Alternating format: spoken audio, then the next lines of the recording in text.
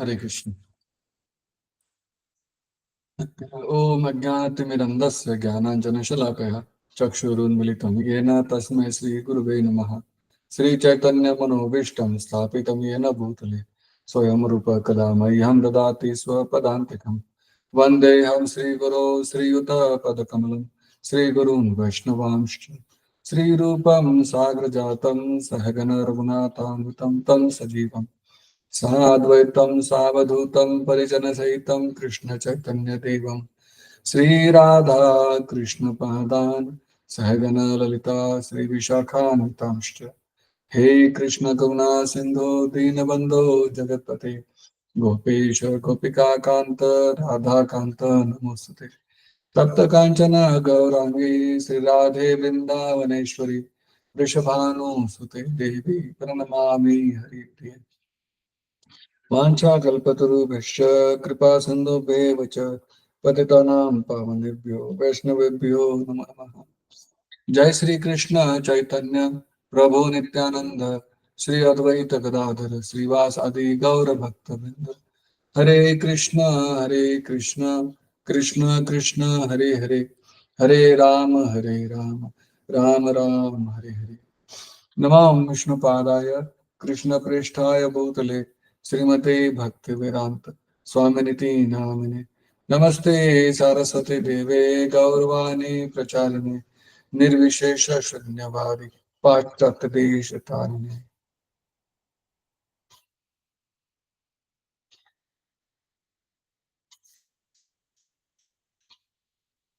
हरे कृष्ण।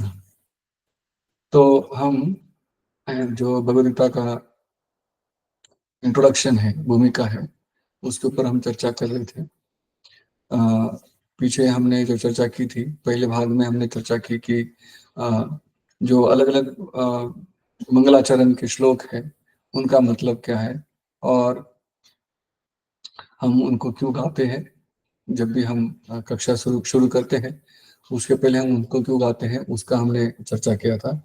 और उसी उसी सेशन में हमने ये भी चर्चा किया था कि प्रोपाद बताना चाहते हैं क्या कि जब तक आप कृष्ण को नहीं भगवान मानेंगे भगवत आप समझ नहीं सकते। तो भगवान श्री कृष्ण हमें जो समझाना चाहते हैं वो तभी हम समझ सकते हैं जब हम प्रभुपाद कहते हैं कि कम से कम कृत्रिम रीत्या ये समझ लो कि भगवान श्री कृष्ण है, तब आप समझ सकते हो। फिर दूसरी कक्षा में हमने मैं संक्षेप में बता रहा हूँ, हमने चर्चा किया था कि प्रभुपाद बताते हैं कि ईश्वर से हमारे 5 प्रकार के संबंध हो सकते हैं। शांत दास्य, साख्य, वात्सल्य, माधुर्य, ये 5 प्रकार के संबंध हो सकते हैं और इन संबंधों के बारे में हमने विस्तृत रूप से चर्चा किया। और उसके बाद हम पहुंचे थे इस पॉइंट तक कि जहाँ पे भगवान जो है 5 जो मूलभूत विषय है भगवद गीता के, ईश्वर, प्रकृति, काल, कर्म और जीव, इनके बारे में बताना प्रभुपाद बताना शुरू करते हैं। वहां तक हम पहुंचे थे। उसके पहले प्रभुपाद ने ये हमें बता दिया था कि जो प्रत्येक व्यक्ति है वो अ, अज्ञान में है और भगवत गीता का उद्देश्य क्या है। भगवत गीता का उद्देश्य है कि हमें इस अज्ञानता से बाहर निकाला जाए। अथा तो ब्रह्म जिज्ञासा, इतने सालों तक, इतने जन्म जन्मांतर तक हम अज्ञानता में रहे हैं, अपने आप को भूल गए हैं। अब अथा तो इतनी सारी एफर्ट्स के बाद में अब ब्रह्म जिज्ञासा, अब मुझे अपने बारे में, अपने मतलब आत्मा के बारे में और आत्मा का भगवान के साथ क्या संबंध है उसके बारे में जानने की कोशिश करनी चाहिए। और जब हम ये जो अथा तो ब्रह्म जिज्ञासा है कि इस जैसे हम इसके बारे में प्रश्न प्रश्न प्रश्न पूछना शुरू कर देते हैं, तो हमें प्रश्न पूछना चाहिए कि मैं दुखी क्यों हूँ और मेरा जन्म क्यों होता है, मेरा मृत्यु क्यों होता है और मुझे इस जन्म मृत्यु के चक्कर से बाहर कैसे निकलना है। तो भगवत गीता जो है ये हमें हमारे जो वास्तविक प्रयोजन है, उस वास्तविक प्रयोजन को याद दिलाने के लिए भगवद गीता भगवान ने बोली थी। प्रभुपाद उदाहरण के लिए बताते हैं कि जैसे हम अविद्या के रूप में एक बाघ है, टाइगर, उसने हमें निगल लिया है, लेकिन भगवान जो है वो इतने दयालु हैं, इतने दयालु हैं कि उन्होंने अपने मित्र को अपना शिष्य बनाकर भगवद गीता को बताया ताकि हम लोग अ, भगवद गीता के मर्म को समझकर वापस भगवान के पास जा सकते हैं। हुँ? तो उसके आगे की चर्चा हम अभी करेंगे। अब चूँकि भगवद गीता का जो ये भूमिका है, ये गीता सार के रूप में प्रभुपाद ने प्रकाशित किया था। अ, इसमें काफ़ी ज़्यादा डिस्कशन है प्रभुपाद जी ने किया हुआ और बहुत सारा डिस्कशन हम पहले ही कर चुके हैं। अलग-अलग आप पिछली वीडियोस देख सकते हैं। जीव के बारे में, ईश्वर के बारे में, प्रकृति के बारे में, काल के बारे में, कर्म के बारे में हम पहले ही चर्चा कर चुके हैं। तो बहुत सारा एक तरह से रिपीटेशन होगा। हुँ? वापस पुनरावर्तन करने की जगह पे फिर सारा पढ़ने के बजाय मैं संक्षेप में उसके बारे में बताता जाऊँगा। हो सकता है कि एक और कक्षा लग जाएगी जिसमें हम बचा भाग जो है वो पूर्ण कर सकें और अ, जो भूमिका है उसको हम आज की कक्षा और अगली कक्षा में खत्म करने का प्रयास करेंगे ताकि उसके बाद जो कक्षा आएगी उसमें हम भगवद गीता के पहले श्लोक से विस्तृत चर्चा शुरू करेंगे। तो मैं पढ़ूंगा नहीं, मैं केवल उसका एक्सप्लेनेशन देता रहूंगा। तो भगवद गीता में 5 विषय वस्तुओं का ज्ञान दिया हुआ है। और प्रभुपाद जो बताते हैं कि ये भौतिक प्रकृति है, ये भौतिक प्रकृति स्वतंत्र नहीं है, ये भगवान के अधीनस्थ है। भगवान बोलते हैं कि मया अध्यक्षेण प्रकृति सूयते स चराचरम्। ये जो प्रकृति है, ये भौतिक भौतिक प्रकृति जो है भगवान की अध्यक्षता में कार्य करती है। और जो एक व्यक्ति कोई सोच सकता है कि नहीं प्रकृति अपने आप चलन होती है, अपने आप प्रकृति अपने कार्य सारे करती है। अगर कोई ऐसा व्यक्ति सोचते हैं तो प्रभुपाद वहाँ उदाहरण देते हैं कि जैसे कोई छोटा सा बच्चा है, वो देखता है कि कोई गाड़ी चल रही है, तो जब गाड़ी चल रही है तो वो सोचता है गाड़ी अपने आप चलती है। परंतु जो ज्ञानी व्यक्ति है जिसको थोड़ा बहुत ज्ञान है, वो समझ सकता है कि नहीं, उस कार के अंदर एक ड्राइवर बैठा हुआ है जो उसको चला रहा है। हुँ? या फिर विमान उड़ रहा है, तो अपने आप उड़ रहा है, नहीं, विमान उड़ अपने आप नहीं रहा है, वहाँ पे एक पायलट है और एक वहाँ पे यंत्र लगे हुए हैं जिसके द्वारा वो हवा में स्थिर हो रहा है। तो जैसे अ जो व्यक्ति सोचते हैं कि हाँ, प्रकृति सब कुछ है, भगवान कुछ नहीं है, उनके लिए ऐसी मूर्खता वाली बात हो जाती है कि भई अ, वो गाड़ी को तो देख रहे हैं लेकिन अंदर बैठे ड्राइवर को नहीं समझ पा रहे। हुँ? उसी तरह से प्रभुपाद बताते हैं कि सब कुछ भगवान के निर्देशन में चल रहा है। हुँ? अब भगवान बताते हैं कि मयाध्यक्षेण प्रकृति सूयते स चराचरम्। तो ये सब भगवान की अध्यक्षता में प्रकृति ये सारा सृष्टि कर रही है। अब प्रकृति चाहे परा हो या अपरा हो। अब परा प्रकृति मतलब क्या है कि जो भौतिक प्रकृति के ऊपर है उसको परा प्रकृति बोला जाता है और अपरा प्रकृति मतलब जो भगवान से भिन्न है। हुँ? वो भिन्न प्रकृति है, वो भौतिक प्रकृति है। हुँ? और जो परा प्रकृति है वो जीव है। तो जीव हो या प्रकृति हो, ये सदैव भगवान के नियंत्रण में रहते हैं। परंतु क्योंकि जीव जो है परमेश्वर के अंश है, छोटे से एक पार्ट जैसे एक सोने का भंडार है और उस भंडार में से एक सोने का कण निकाला जाए, तो क्या है? दोनों में गुणात्मक समानता है। क्या गुणात्मक समानता है? सोना कण में हो या भंडार में हो, सोना सोना ही है। या फिर समुद्र है, समुद्र से अगर हम एक जल का एक बूंद ले ले तो वो भी खारा रहेगा और समुद्र भी खारा है। तो गुणात्मक समानता है, परंतु क्वांटिटी वाइज जो उसमें संख्या के हिसाब से बहुत ज्यादा अमाप है। अमाप मतलब जिसकी कोई गिनती नहीं कर सकते, वो भगवान है। और अंश जो है वो लिमिटेड है, सीमित है, सीमित है। उसी प्रकार से प्रकृति भी जो है वो भगवान की शक्ति है, परंतु वो क्या है? वो अपराशक्ति है। हम्म? एक सेकंड। हाँ, जो प्रकृति है वो भी भगवान की एक शक्ति है। और जैसे जीव के बारे में प्रभुपाद सॉरी ये भगवान बताते हैं, भगवद गीता में बताते हैं कि प्रकृति विधि में पराम, जीव भूता महाभो ययेत धारते जगत। तो जो जीव जो है ये एक परा प्रकृति है, और भगवान की पराशक्ति है, और अपराशक्ति जो है सेपरेटेड शक्ति, भिन्न शक्ति जो है वो प्रकृति है। प्रकृति 3 गुणों से निर्मित होती है, सतोगुण, रजोगुण और तमोगुण। ये 3 गुणों द्वारा प्रकृति अपनी कार्य करती है। अब प्रभुपाद बताते हैं कि जो ईश्वर है, जीव है, प्रकृति है, काल है, ये शाश्वत है, परंतु जो कर्म है वो शाश्वत नहीं है। शाश्वत का अर्थ है कि एक तो आध्यात्मिक प्रकृति है और एक भौतिक प्रकृति है, 2 प्रकार की प्रकृति है। तो प्रकृति शाश्वत है, काल भी है, परंतु काल जो है वो भगवान की इच्छा अनुसार आध्यात्मिक शक्ति में कार्य करता है, और भौतिक शक्ति में काल ही भगवान की एक शक्ति है जिसके द्वारा परिवर्तन आता है। और ईश्वर वो तो शाश्वत ही है, जीव भगवान का अंश है, वो भी शाश्वत है। कर्म शाश्वत नहीं है, क्योंकि भौतिक जगत में कर्म होते हैं और आध्यात्मिक जगत में कर्म नहीं होते हैं। तो यहाँ पे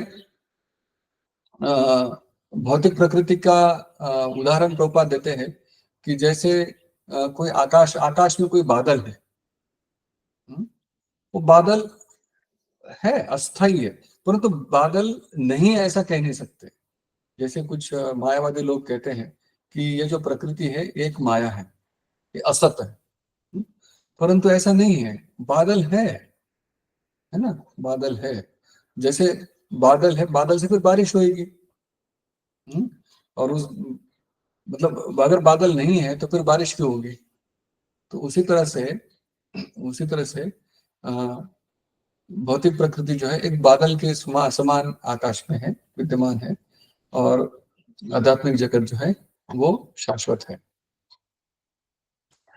प्रकृति का जो एक चक्र है ये हमेशा चलता रहेगा। जैसे बादल है, वो बादल गर्मी के दिनों में जो बाष्प है उसको कंडेंस होके बादल बनेगा, वर्षा ऋतु में बारिश होगी, और उसके बाद में फिर बादल चले जाएंगे, फिर आएंगे, ये जो चक्र चलता है। उसी तरह से भौतिक प्रकृति जो है उसका भी प्राकट्य और अप्राकट्य होते रहता है। और मतलब कुछ समय तक प्रकृति रहेगी, फिर वापस विलुप्त हो जाएगी।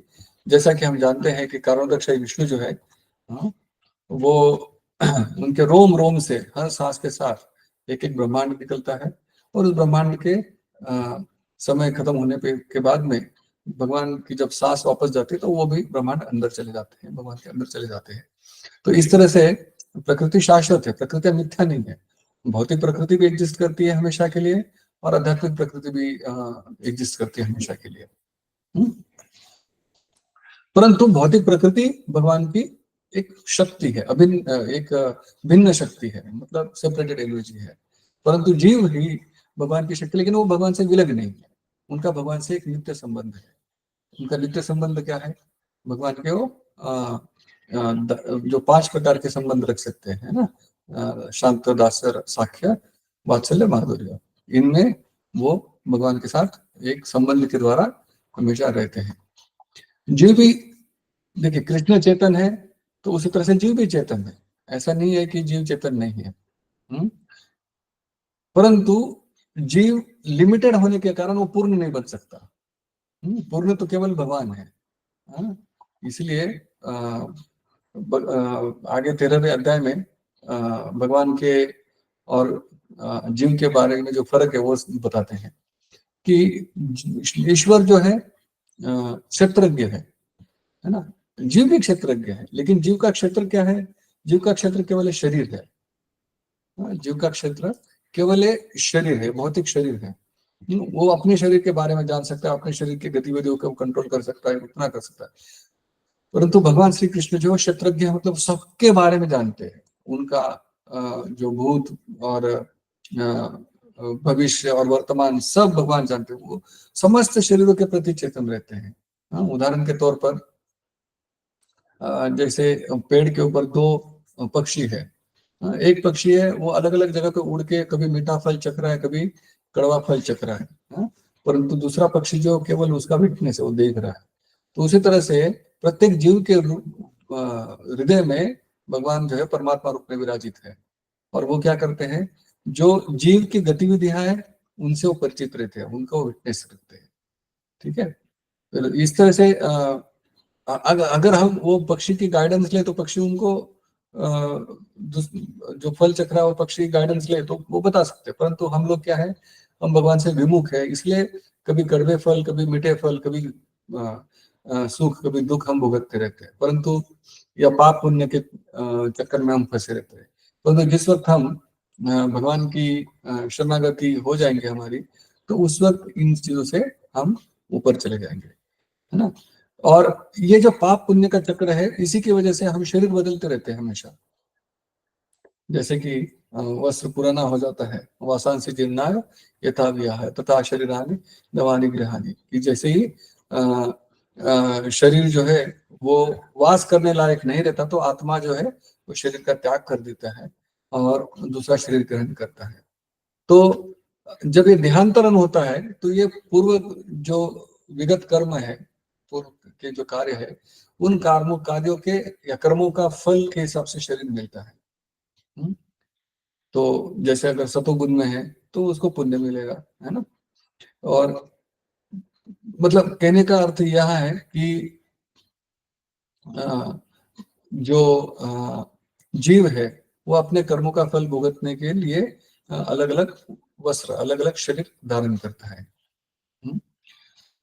तो भगवान ने जब यहाँ पे कहा कि मया दक्षिण प्रकृति सूयते सचराचरम चराचरम, इसका अर्थ क्या है कि क्या प्रकृति भगवान के ऊपर असर करती है? नहीं, भगवान प्रकृति से परे है, उनके अध्यक्षता में कार्य करते हैं, लेकिन वो भगवान को छू नहीं सकते, है ना। इसलिए भगवान जो है ये भौतिक दृष्टि से दूषित नहीं हो सकते, माया के द्वारा बाध्य नहीं हो सकते। परंतु जीव जो है वो जीव प्रकृति के साथ में एसोसिएट कर सकता है, और वो फिर अपने शरीर को ही सब कुछ मानकर वो शरीर की लेवल पर बॉडीली कंसेप्शन में ही सारे सारे कार्य करता है, तो वो कर्म करने लग जाता है। भगवान त्रिगुणातीत है ना, भगवान गुणों के इसमें नहीं होते। तो जब व्यक्ति, जो आत्मा है, जब वो देहात्म बुद्धि में रहता है, तो अपने आप की जो ओरिजिनल पोजीशन है, उसकी जो वास्तविक स्थिति है, जो स्वरूप है, उसको वो समझ नहीं पाता, उसको वो समझ नहीं पाता। और जो व्यक्ति देहात्म बुद्धि से मुक्त होना चाहता है, वो अध्यात्म का मार्ग स्वीकार करता है। तो जो अध्यात्म है, अध्यात्म का अर्थ क्या है, अध्यात्म का उद्देश्य क्या है? उसका उद्देश्य है कि जो हमारी भौतिक चेतना है उससे हमें मुक्ति पाना है ना। अच्छा, मुक्ति के बारे में प्रभुपाद यहाँ पे लिखते हैं कि भागवत में मुक्ति की परिभाषा दी गई है। मुक्ति हित्वान्यथा रूपम स्वरूपेण व्यवस्थिति। मुक्ति का क्या अर्थ है? इस भौतिक जगत की कलुषित चेतना से मुक्त होना और शुद्ध चेतना में स्थित होना। तो भगवद्गीता का प्रमुख उद्देश्य क्या है कि हमें हमारी जो वास्तविक चेतना है, वास्तविक स्वरूप जो है, उस स्वरूप में हमें स्थित करना, उस स्वरूप के बारे में अवगत करना। और उस स्वरूप के बारे में जब हम जान जाएंगे तो हम जो है हमारी वास्तविक स्थिति में जब आ जाएंगे, तो हम वास्तविक स्थिति है क्या? वैसे देखा जाए तो मैंने पहले भी चर्चा किया था, जीवेर स्वरूप है कृष्ण नित्य दास। हम हमेशा भगवान की सेवा करना, हमारा कार्य वही है, भगवान की सेवा करना। तो अगर हम भगवान की सेवा नहीं करेंगे तो किसकी सेवा करेंगे? जो हमारे शरीर से संबंधित है उनकी सेवा करेंगे। तो सेवा करना हमारा स्वभाव है, तो हमें भगवान की सेवा करनी चाहिए। ये शुद्ध चेतना का स्वरूप है ना। तो जीव क्या सोचता है कि मैं ही स्वामी हूं, मैं ही श्रेष्ठ हूं, ये मेरा क्रिएशन है, मेरी संपत्ति है, मेरा घर है, मेरा सब कुछ मेरा मेरा मेरा। परंतु ये कब तक रहेगा? जब तक शरीर है तब तक रहेगा। जिस वक्त शरीर नश्वर है, शरीर जैसे खत्म हो जाएगा, उसके बाद उसमें कोई कुछ आपकी नहीं रहेगी। लेकिन अगर हम भगवान से जुड़ जाएंगे, भगवान से जुड़ जाएंगे, तब क्या होगा? भगवान जो है श्रेष्ठ सृष्टा भी है, भगवान भोक्ता भी है। तो भगवान की जब हम सेवा करेंगे तो एक तरह से हम भगवान के सहयोगी बन जाएंगे, है ना। हम भगवान के सहयोगी हैं। भगवान भोक्ता है तो हम क्या भुक्त है, हम भुक्त है, भगवान भोक्ता है। जैसे उदाहरण के तौर पर प्रभुपाद 3 उदाहरण देते हैं यहाँ पे। एक उदाहरण देते हैं कि कोई मशीन है, हाँ, उस मशीन में अगर कोई स्क्रू लगा है या कोई पुर्जा लगा हुआ है, वो जब तक वो मशीन से जुड़ा है तब तक उसकी कीमत है ना। जैसे वो मशीन से विलग हो जाएगा, उसकी कोई अ, अ, अ, कीमत नहीं रह सकती, उसकी कोई वैल्यू नहीं रहती, है ना। तो इसी तरह से जब तक वो पुर्जा मशीन के साथ जुड़ा है ना, तब तक कह सकते हैं कि अ, अ, वो एक्चुअली वो मशीन का पार्ट बन जाता है ना। तो मशीन का पार्ट होता है, तो मशीन में पूरा वो सहयोग करता है ना। जैसे उदाहरण, दूसरा उदाहरण प्रभुपाद देते हैं कि उदर, पूरे शरीर का निर्वाहन जब हम भोजन पेट में डालेंगे तब होता है ना। जब हम जैसे पांव चलते हैं, है ना, हाथ जो है वो कार्य करते हैं। जैसे ये शरीर रूपी संगठन जो है, इसका पूरा जो निर्वाहन होता है, पोषण होता है, वो क्यों होता है, जब हम भोजन उदर में डालते हैं। तो उसी तरह से भोक्ता कौन है, उदर है। इस उदाहरण में भोक्ता कौन है, उदर है। और ये हाथ पैर ये सारे भुक्त है, जो ये सहयोग करेंगे तो उनको भी फायदा है। उसी तरह से मशीन है, मशीन में जब तक वो पुर्जा सहायता करेगा, तब तक मशीन चलती रहेगी, है ना। मशीन का सहयोग देना, मशीन का सहयोग जब तक है तब तक उस पुर्जे की वैल्यू है। लेकिन जैसे ये पुर्जा खराब हो जाता है, उसको मशीन से दूर हटा दिया जाता है। तो वो मशीन का भी पुर्जा है, उसका कार्य क्या है कि मशीन के साथ सहयोग करना। उसी तरह से हाथ पांव आंख कान नाक, ये जो सारे शरीर के अंग है, ये वास्तविक भोक्ता नहीं है। ये क्या है, ये इनका कार्य है उदर की सहायता करना, तभी उनका भी निर्वाण होता है। और तीसरा उदाहरण प्रभुपाद देते हैं कि जैसे जड़ है, पानी जब जड़ में दिया जाता है तब पूरे पेड़ पत्ते पौधे फल फ्लावर्स फूल सबको निर्वाहन मिलता है। तो ये सहयोग से क्या हो रहा है कि हमें भी लाभ मिलता है ना। इस सहयोग से हमें भी लाभ मिलता है। हाँ? और एक उदाहरण प्रभुपाद देते हैं कि जैसे स्वामी और दास, जब तक स्वामी तुष्ट है तब तक दास भी तुष्ट है ना। जब स्वामी खुश हो जाएगा तो बहुत अच्छा है कि वो, तो जो नौकर है वो भी वो भी खुश रहेगा, क्योंकि स्वामी उसकी पूरी जो जीवन यापन है उसको वो संभाल लेगा, है ना, उसके पूरा प्रोवाइड करेगा उसको।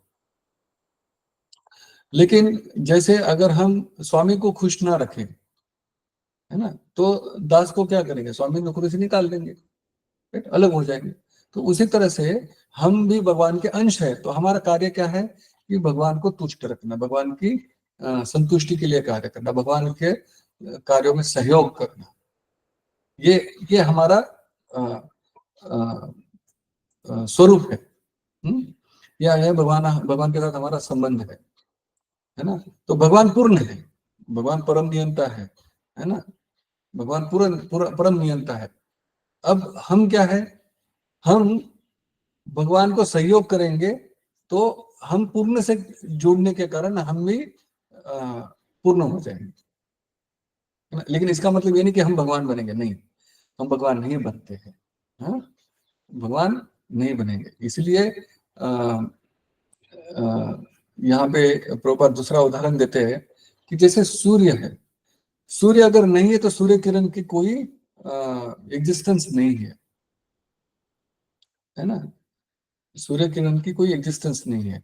उसी तरह से अगर हम भगवान को नहीं मानेंगे तो हमारा अपना कोई एग्जिस्टेंस नहीं है। तो इसका अर्थ ये नहीं कि हम भी पूर्ण है, नहीं, हमारा एग्जिस्टेंस डिपेंडेंट है, निर्भर करता है भगवान के ऊपर, है ना। तो इसलिए हम पूर्ण नहीं है, भगवान पूर्ण है। लेकिन जब पूर्णता की बात आती है तो यहाँ पे जैसा कि मैं अभी बता रहा था, कुछ लोग ये सोचते हैं कि यहाँ हम भी पूर्ण बन जाएंगे, इसका मतलब क्या है कि हम पूर्ण में विलीन हो जाएंगे। तो प्रभुपाद यहाँ आगे उसकी व्याख्या करते हैं कि कुछ लोग सोचते हैं कि भगवान जो है ये निर्विशेष है ना, निर्विशेष है, या भगवान का अ, कोई साकार रूप नहीं है, वो निराकार है। निराकार और निर्विशेषवादी इस तरह से चर्चा करते हैं। परंतु निर्विशेष का एग्जिस्टेंस कब आएगा? कोई अ, व्यक्ति होगा जिससे एग्जिस्टेंस होगा ना आगे। जैसे सूर्य है, सूर्य के कारण सूर्य किरण है ना, सूर्य कारण जैसे प्रभा है, एक लाइट है, ब्रह्म ज्योति है। तो ब्रह्म ज्योति किसकी वजह से? कोई ब्रह्म है, उनकी वजह से ब्रह्म ज्योति है कि नहीं? तो ब्रह्म कौन है? ब्रह्मणो ही प्रतिष्ठा, हम भगवान बोलते हैं कि ये जो ब्रह्म ज्योति है ये मेरा प्रकाश है। और इसीलिए ब्रह्म संहिता का भी प्रभुपाद यहाँ पर उदाहरण देते हैं कि ईश्वर परम कृष्ण सच्चिदानंद विग्रह अनादिर आदिर गोविंद सर्व कारण कारण। सर्व सब कारणों के कारण कौन है? गोविंद है, भगवान गोविंद है, कृष्ण है, वो परमेश्वर कृष्ण है ना।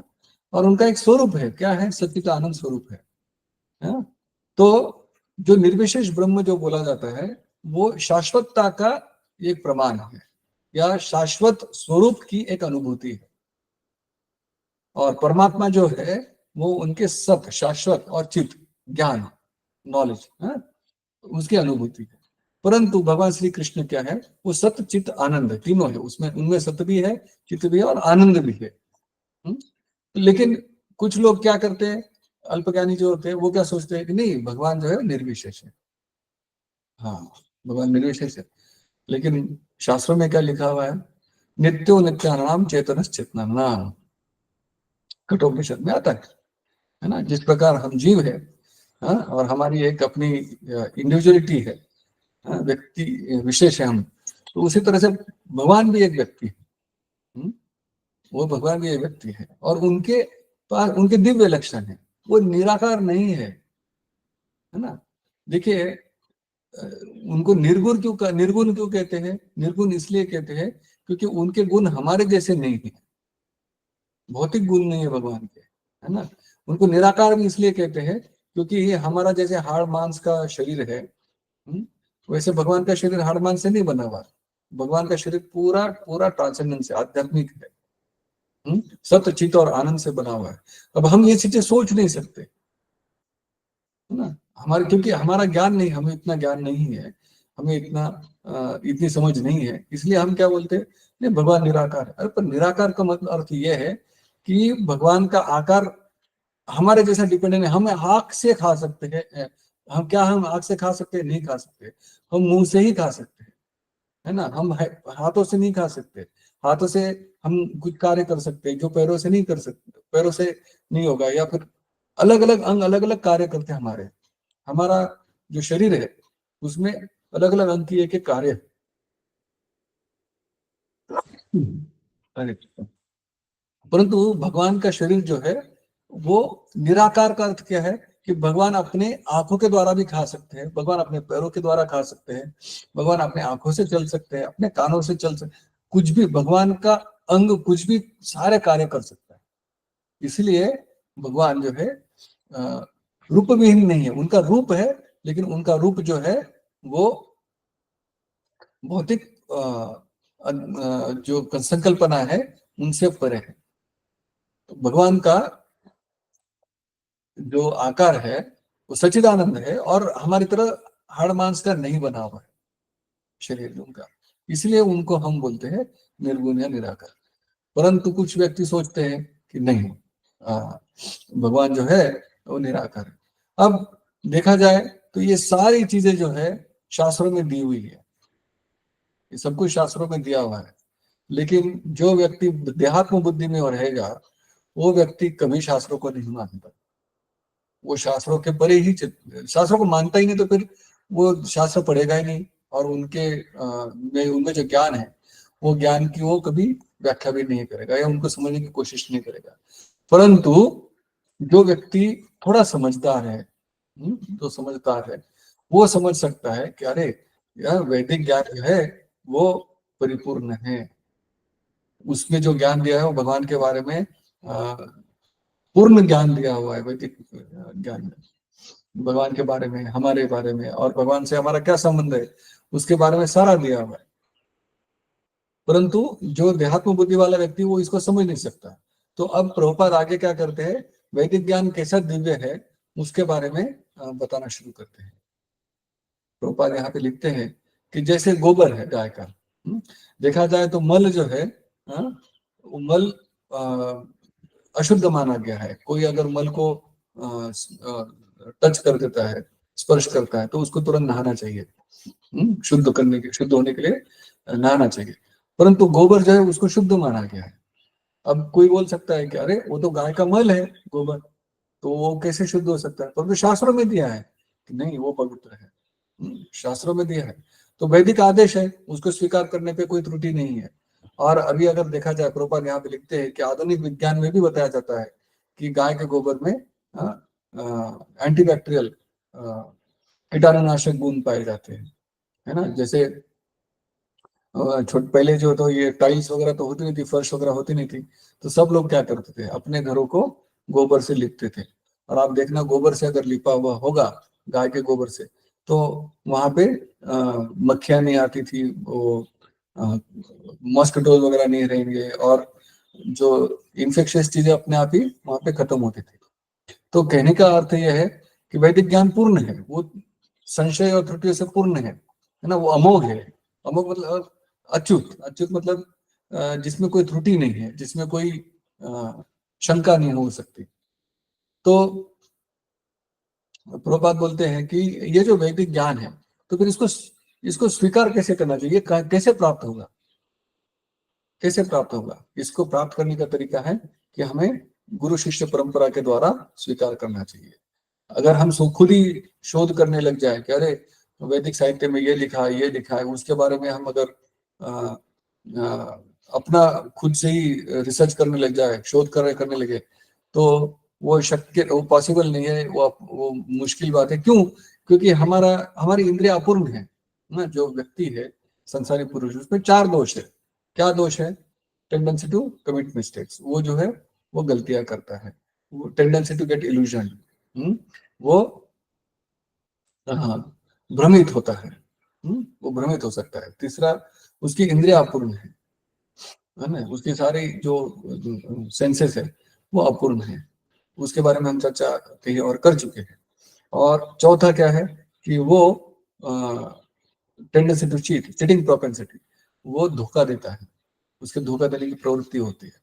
तो जो व्यक्ति इस तरह से अपूर्ण है, इसमें ये 4 प्रकार के दोष है, तो वो पूरी कितना भी रिसर्च कर ले, कितना भी शोध कर ले, उसका शोध पूर्ण हो ही नहीं सकता।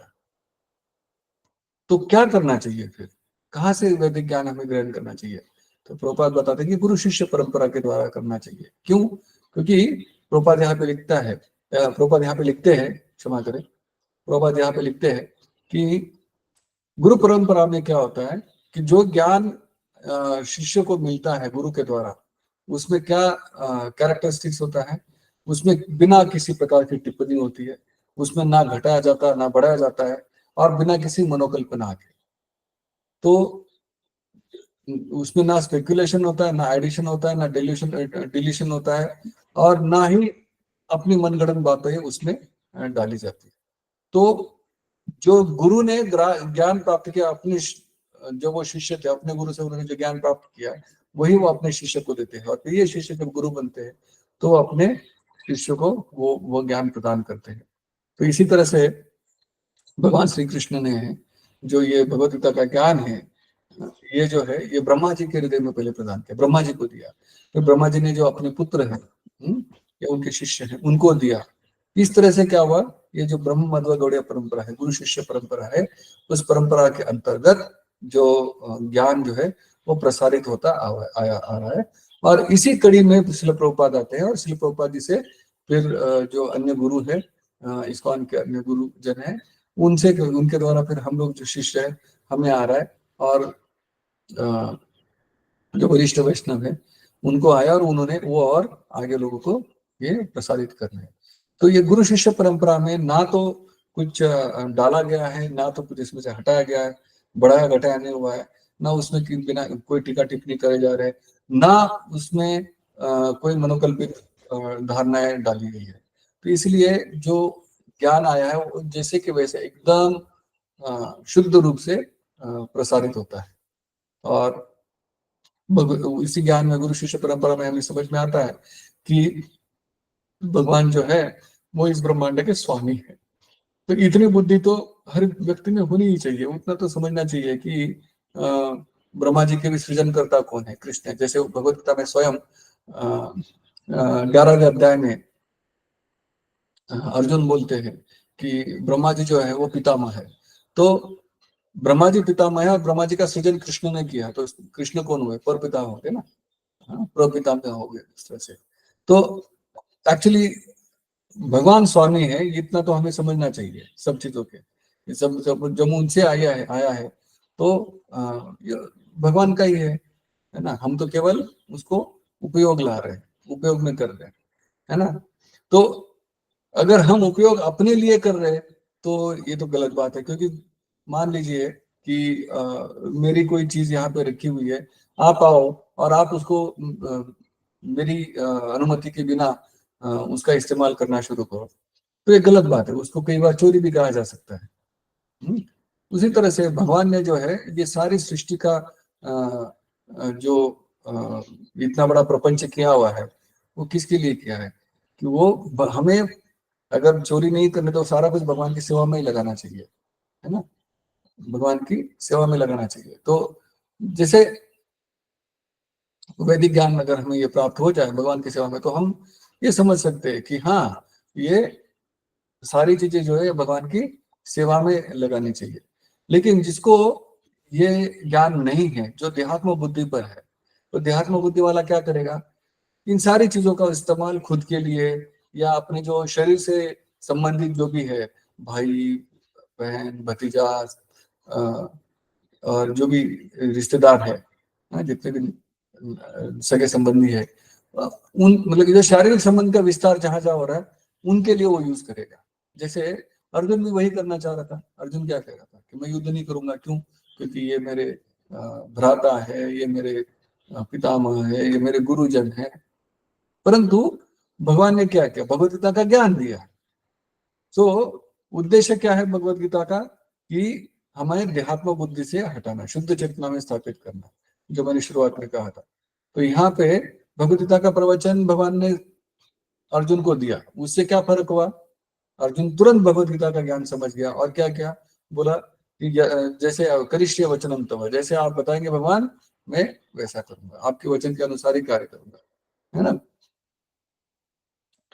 अपने आपके आपने जैसे बताया मैं वही करूंगा, मैं युद्ध करूंगा, मतलब अर्जुन मान गए। तो उसी तरह से जो व्यक्ति भगवत गीता पढ़ेगा और शुद्ध भावना से श्रद्धा के साथ पढ़ेगा, तो अंत में यही समझेगा कि पूर्ण पुरुषोत्तम भगवान श्री कृष्ण है और ये सारा जो प्रकृति है, ये सारी जो चीजें है, एक तरह से भगवान की ही सृष्टि है।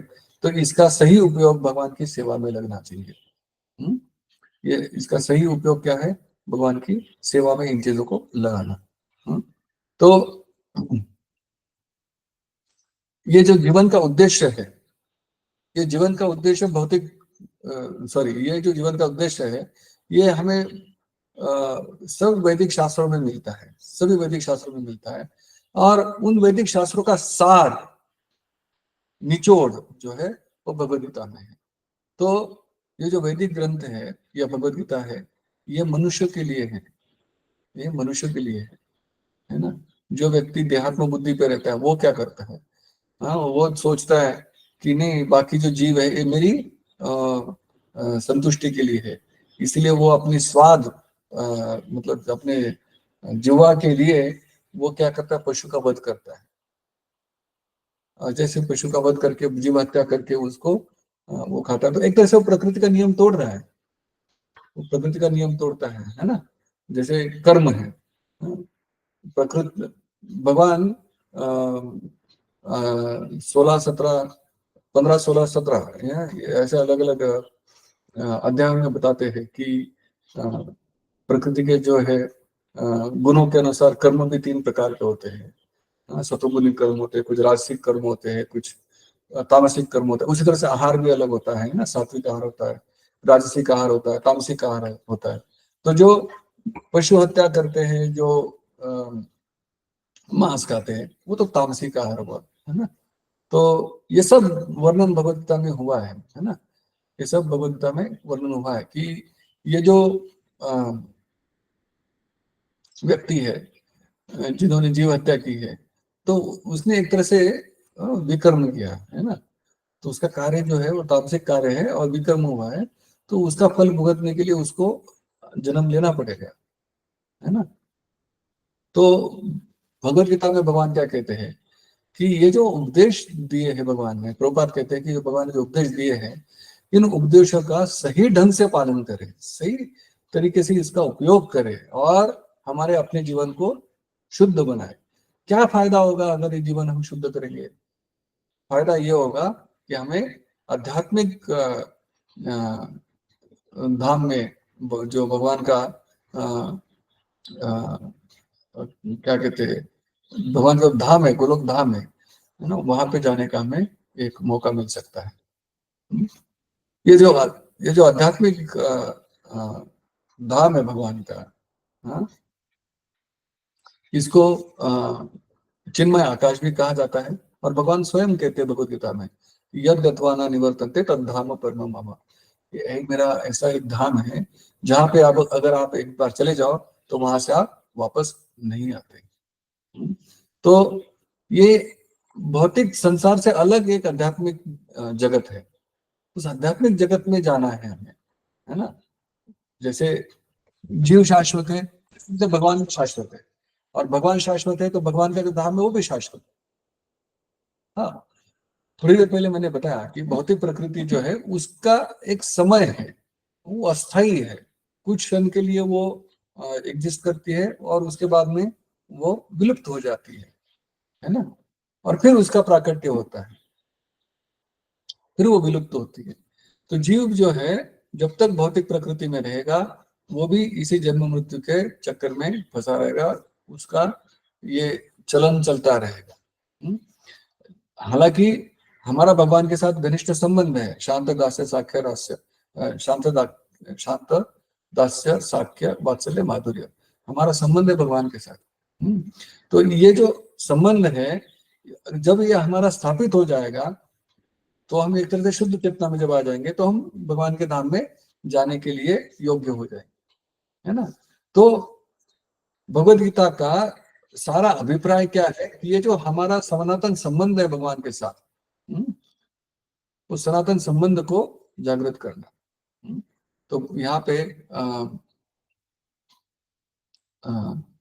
प्रभुपाद बताते हैं कि ये जो भौतिक प्रकृति में जो भी हम पाते हैं, जो भी चीज होती है, वो 6 प्रकार के परिवर्तनों में से गुजरती है।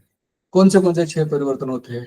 उसका जन्म होता है, जन्म होने के बाद वो बढ़ता है, बढ़ने के बाद में स्थिर रहता है, उस पोजीशन में मेंटेन रहता है, और उसके बाद में उस स्थिर रहने के बाद वो अपने जो बाय प्रोडक्ट्स फॉर्म कर सकता है ना। बाय प्रोडक्ट फॉर्म करता है मतलब कुछ चीजें उत्पन्न करता है, और उसके बाद में वो क्षीण होते जाता है और अंत में लुप्त हो जाता है। तो पूरे भौतिक सृष्टि का ये नियम है। ब्रह्मांड दीजिए या छोटी से छोटी चीज कोई भी ब्रह्मांड में है, भौतिक ब्रह्मांड में जो भी चीज है, ये 6 प्रकार के परिवर्तन से जाएगी ही जाएगी। परंतु जो सनातन धाम है, इसमें इस प्रकार का परिवर्तन नहीं आता, इस प्रकार का परिवर्तन नहीं आता। इसीलिए भगवान का धाम जो है वो सनातन धाम है।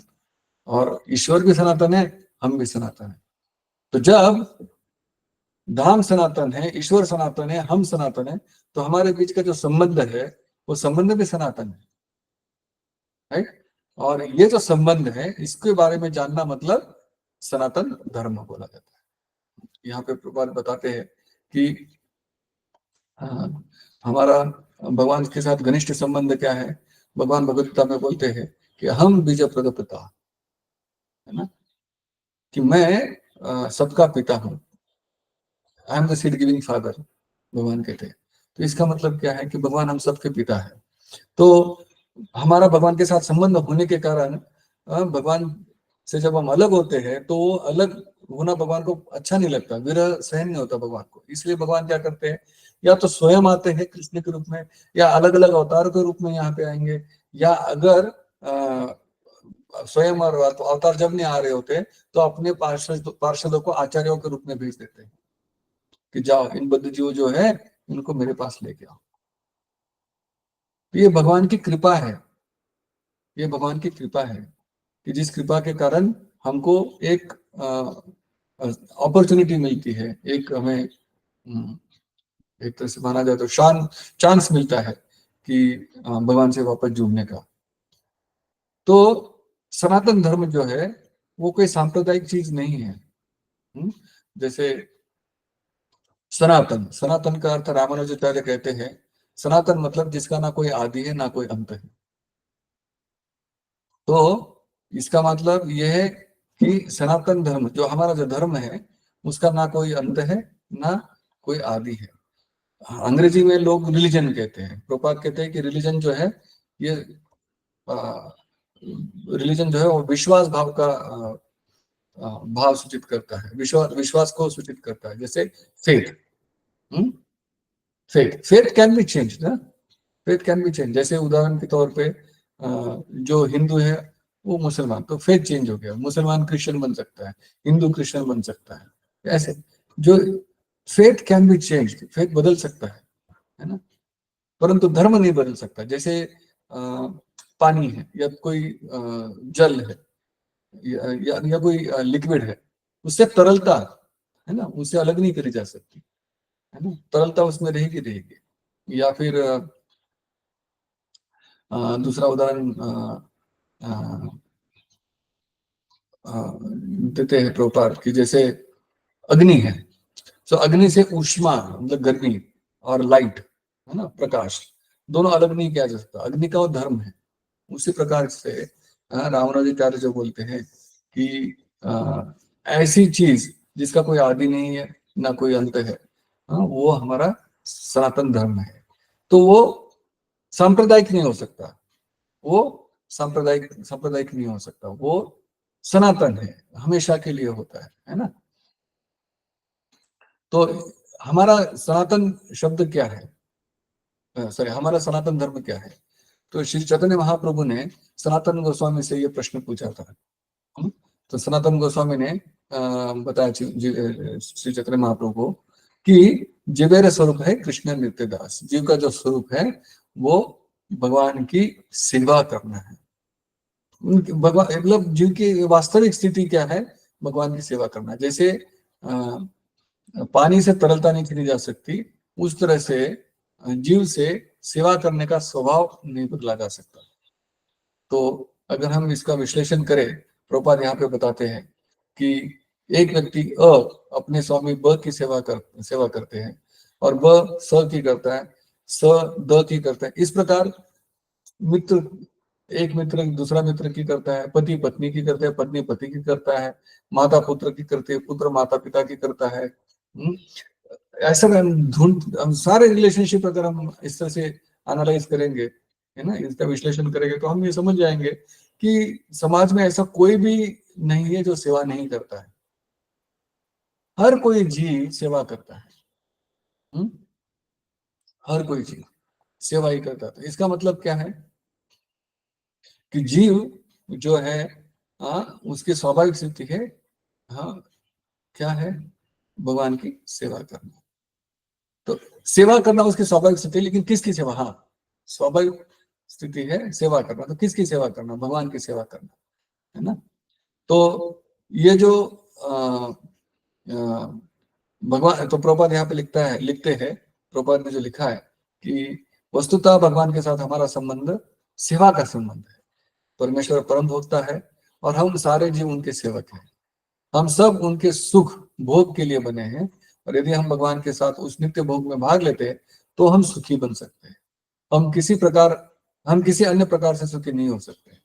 स्वतंत्र रूप से सुखी बन पाना संभव नहीं है। जिस प्रकार शरीर का कोई भी भाग उदर के सहयोग के बिना सुखी नहीं रह सकता, ईश्वर की दिव्य प्रेमा भक्ति में सेवा किए बिना जीव सुखी नहीं हो सकता।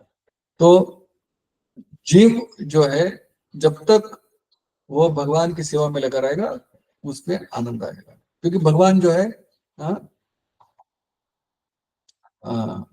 आनंद के स्रोत है ना, सच्चिदानंद है ना भगवान तो भगवान आनंद के स्रोत है। हम्म।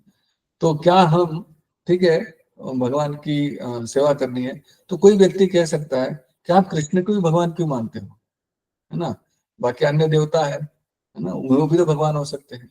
तो प्रभुपाद यहाँ पे भगवद गीता का जो 7वें अध्याय का 20वां श्लोक यहाँ पे प्रस्तुत करते हैं। क्या है? कामस्ते ऋत ज्ञाना प्रपद्यन्ते अन्य देवता तम तम नियम आस्थाय प्रकृत्या नियता स्वया। हाँ? जिनकी बुद्धि भौतिक इच्छाओं द्वारा मारी गई है, वे देवताओं की शरण में जाते हैं और वे अपने अपने स्वभाव के अनुसार पूजा के विशेष विधि विधानों का पालन करते हैं।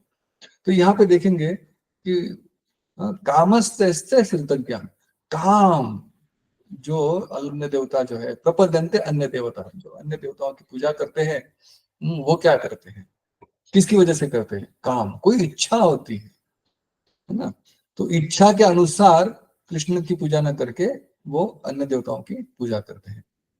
अब कृष्ण क्या है? कृष्ण मतलब सर्व आकर्षक है, वो कृष्ण है ना, सर्व आकर्षति इति कृष्ण। और कृष्ण को वेदांत सूत्र में बोला गया है आनंदमय भाषात। आनंदमय भाषात मतलब भगवान समस्त आनंद के आगार है। हम्म। तो जीव जो है, उसको क्या करना चाहिए? भगवान तो नित्य सुखी है, आनंदित है। तो जैसे उदाहरण के तौर पर कोई गर्म वस्तु है, उसको हम मेटल टच करें, तो ये जो चीज जो टच हुई है वो भी गर्म होने लगती है। उसी तरह से भगवान से जब संबंध जुड़ जाता है हमारा, है ना, तो हमें भी आनंद की भावना होती है। और अभी जीव जब भगवान की संगति करते हैं, भगवान का सहयोग करते हैं, तो भगवान सुखी है, इसलिए हम भी सुखी बन जाते हैं, है ना। तो अ, अ, देखिए, अन्य देवता की पूजा भगवान नहीं, यहाँ पे बता रहे कि वो अन्य देवताओं की पूजा क्यों कर रहे हैं, क्योंकि कोई इच्छा है, कोई इच्छा है, उस इच्छा की वजह से वो अन्य देवताओं की पूजा कर रहे हैं। तो भगवान तो देखिए, हम सब जानते हैं गोवर्धन लीला, कि गोवर्धन लीला में भगवान ने नंद महाराज को इंद्र की पूजा करने से भी मना कर दिया था कि जरूरत नहीं है। तो केवल परमेश्वर की पूजा करनी चाहिए और किसी की पूजा नहीं करनी चाहिए। हम्म। तो तो परमेश्वर की पूजा करेंगे, भगवान श्री कृष्ण की पूजा करें, तो क्या होगा? हम आनंदित होंगे, और आनंदित तो रहेंगे ही, साथ में क्या होगा? हम भगवत धाम वापस जाएंगे। तो भगवान यहाँ पे फिर अपने धाम का वर्णन करते हैं। भगवद गीता के 15वें अध्याय के 6ठे श्लोक में भगवान कहते हैं कि न तद भासते सूर्यो और न शशांक अनुपावका यद गत्वा न निवर्तन्ते तद धाम परमम भव। कि ये जो मेरा धाम है, ना तो सूर्य ना तो चंद्र द्वारा प्रकाशित है ना, ना उसमें अग्नि है, ठीक है, ना अग्नि से तो प्रकाशित है, न पावता, है ना। क्या है? यद गत्वा न निवर्तन्ते, जिस जो लोग वहां पहुंच जाते हैं, वो इस भौतिक जगत में वापस नहीं आते, ऐसा मेरा धाम है। तो कोई व्यक्ति सोचता है कि नहीं, जो देवता है फिर वो कहाँ होते हैं, क्या वहां से वापस आना पड़ेगा? हाँ, वहां से वापस आना पड़ेगा। जैसे ये ब्रह्मांड, भौतिक ब्रह्मांड, इसमें एक मध्य भाग है, एक उच्चतर लोक है, और नीचे नीचे लोक है, नीचतम लोक है। उच्चतर लोक जो है, हाँ, अब ये भूलोक मतलब भूमंडल में पृथ्वी भी है, भूलोक है हमारा, राइट। तो इसके ऊपर क्या आता है? भूवर लोक, स्वर्ग लोक, जन, तप, महर और ब्रह्म लोक। तो आप कहीं पे भी जाइए, है ना, आ ब्रह्म भुवना लोका पुनरावर्तिन अर्जुना, आप कहीं भी चले जाओ, है ना, आपको वहां से, आपका समय पूरा होने के बाद आपको यहाँ पे आना ही पड़ेगा। तो कोई व्यक्ति बोल सकता है कि अरे, कृष्ण की धाम में क्यों जाना है, हम तो सूर्य जाएंगे, चंद्र जाएंगे, जा सकते हैं ना। यहाँ पे भगवान क्या बोलते हैं कि अ, क्या है, भगवान बोलते हैं कि यान यान्ति देवव्रता देवान, हाँ, यान्ति देवव्रता देवान, पितृन्यान्ति पितृवत, हाँ, कि आप अलग अलग देवताओं के इसमें जा सकते हैं, जाने के लिए कुछ ज्यादा करने की जरूरत नहीं, उनकी पूजा अर्चना करो, उनकी एक विधि दी है, उस विधि के अनुसार उनको प्रसन्न करिए, तो आप उनके धाम भी जा सकते हैं। बहुत सरल सूत्र है ना। उच्चतर लोगों में जाना है, मतलब देव अलग अलग देवलोकों में जाना है, तो उस विशेष देवता की आप पूजा करिए, आप वहां पे जा सकते हैं, कोई दिक्कत नहीं है। लेकिन भगवद गीता हमें इन लोकों में जाने की सलाह नहीं देती। क्यों? क्यों नहीं देती? क्योंकि इस ब्रह्मांड में, भौतिक ब्रह्मांड में आप कहीं भी जाइए, उच्चतर लोकों में ब्रह्मलोक तक चले जाइए, आ ब्रह्म भुवनालोका पुनरावर्तन अर्जुन। क्यों? क्योंकि वहां पे भी जन्म मृत्यु जरा व्याधि से आपका छुटकारा नहीं होगा। वहां पे भी ये जो क्लेश है, जीवन की जो चार परिस्थितियां हैं, जन्म होगा, मृत्यु होगा, बीच में बुढ़ापा आएगा, और फिर व्याधि भी होगी, बीमारियां भी आएंगी। तो भौतिक ब्रह्मांड का कोई भी जीव, यहाँ तक कि ब्रह्मा जी भी इन चार नियमों से मुक्त नहीं है। जैसे अभी इस समय ब्रह्मा जी जो है वो 50 साल के ऊपर हो चुके हैं, तो उनके दाढ़ी में जो है कुछ सफेद बाल आने लग गए एक तरह से। हाँ, तो बुढ़ापा आ रहा है उनका अभी पास में। तो केवल हम भौतिक प्रकृति से परे आध्यात्मिक जगत में जब जाएंगे, तो हमें ये जन्म मृत्यु जरा व्याधि जो है, इनसे छुटकारा होगा, तभी हम बच सकते हैं। केवल आध्यात्मिक आकाश, मतलब जो मैं जो बताया आध्यात्मिक जगत है, उसमें कोई एक ही प्लेनेट नहीं है, गोलोक धाम तो एक है, कृष्ण से है, परंतु उसके अलावा जो भगवान के अलग अलग अवतार हैं, उनके भी अलग अलग धाम है ना। नरसिंहदेव का धाम है, अनिरुद्ध का धाम है, वासुदेव का धाम है, प्रद्युम्न का धाम है, हाँ, मत्स्य अवतार का धाम, मत्स्य देव का धाम है, भगवान राम का साकेत भी है, अयोध्या भी है ना। तो ये सारे हैं वहां पे। तो जब आप भगवान की पूजा करेंगे, भगवान से संबंध स्थापित करेंगे, तो आप जो आपके इष्ट देव है, या भगवान की जो इष्ट अवतार है, उनकी इसमें आप जाके भगवान के साथ रह सकते हैं, है ना। तो भगवत गीता जो है ये सब हमें बताती है कि आपको अलग अलग देवताओं के इसमें नहीं जाना है। हाँ? आपको अगर कुछ प्राप्त करना है, भौतिक इच्छा है आपकी, तो आप देवताओं की पूजा कर सकते हैं। लेकिन भगवत गीता स्वयं बताती है कि अगर आपको भगवत धाम वापस जाना है, तो आपको क्या करना चाहिए, ये बताती है ना। सर्वधर्मान परित्यज्य माम एकम शरणम व्रज, भगवान कहते हैं, या फिर उसकी विधि क्या है, मन मना भव मद भक्तो मद्याजी माम नमस्करू। भगवान यहाँ पे बहुत ही क्लियर इंस्ट्रक्शन देते हैं। तो आज अभी 1 घंटा पूरा होने में आ गया, तो हम यहीं पे चर्चा समाप्त करते हैं, और अगली कक्षा में हम बाकी के जो 10 पन्ने बचे हैं ये भूमिका के, उनको हम अ, पढ़ेंगे, उनको समझेंगे, और उसके बाद में उसकी उसके बाद जो कक्षा आएगी, वहां से हम भगवद गीता के पहले अध्याय से चर्चा शुरू करेंगे। तो आपका बहुत बहुत धन्यवाद। श्रील प्रभुपाद जी की जय। वांछा कल्पतरुभ्यश्च कृपा सिन्धुभ्येव च पतितानां पावनेभ्यो वैष्णवेभ्यो नमो नमः। श्रील प्रभुपाद जी की जय।